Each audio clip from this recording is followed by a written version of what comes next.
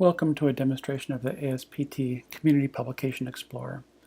The center of this display is a scrollable multi-column table where the members of the ASPT have been listed on the left, and they're listed every time for each office if they've held several offices. So there's more rows here than there are individuals. You can see, for example, Tom Ranker has held several different offices over the course of the time here, so he's entered several times.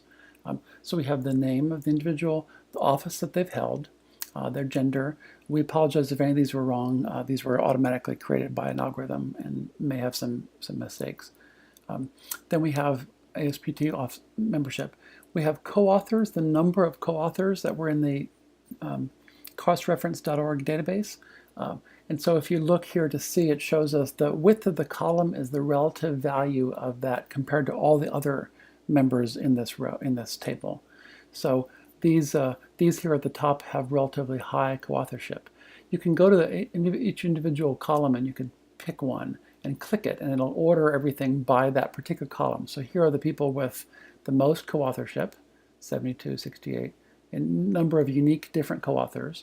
If you also click again, you can reverse this sense. Now we're showing the individuals with the least number of co-authors.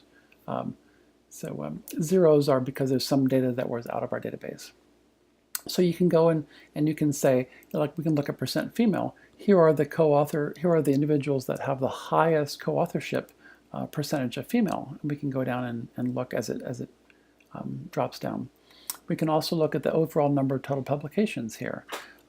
It looks to me like a high authorship of percent female tends to be a little bit less number of total publications. If we go and search by total publications, then we're seeing a little lower percentage of female over here. So we're seeing a bit of gender bias. There's something also this will allow us to make an overall sort of ranking by clicking this top combined bar. And now this is a ranking by all of these factors together. And we can go to this little gap in between, click and hold our mouse down and drag over to change the size of a column, and that makes its weight less important in the overall combined score.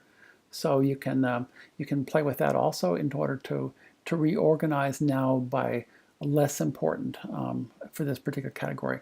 Between this is a category, a computer graphics algorithm that explores the connectivity of the individuals. If we plot individuals as a graph and put an edge between them for an existence of co-publication, then we run an algorithm to look at the layout of that graph, the taxonomy of that graph, and that individuals with high betweenness have a tendency to be connected to many others individuals, and also maybe connected in a way that if they were not there, the other communities would be less connected. They're in between a lot of relationships. So this is a quick way to show you that. Also, if you want to dig down to an individual and explore something, you can click their name over here. It'll autocomplete, like Pamela Solstice. We can just click her and say explore the local network, and we can actually directly get a rendering of that graph. Go to here to expand that graph, and you can look at this graph and select the individuals and see some information about that individual over on the right panel there. If you click and hold your mouse and select a region, then you can come and use these little forward and back buttons here to move through the individuals that are selected and look at their information. Also, since we're just showing a partial graph here, there's obviously a lot of other authors. The displaying every individual in every publication is kind of too much to make sense of in the display at one time. But you can come and explore incrementally. Like we can go, this is centered around Pamela, as we said originally. If we want to go over here, select Gregory, and then right-click with your mouse, or on a Mac, 2 fingers to give you a right-click. Then you can say hide or expand an individual. If we expand around that selected individual, it will go back to the database and include in our graph everyone who is directly connected. So what we have here, each of these arrows is a co-authorship relationship. So we can see that Gregory is co-authored with many individuals here, and that's many that are not co-authors with Pamela.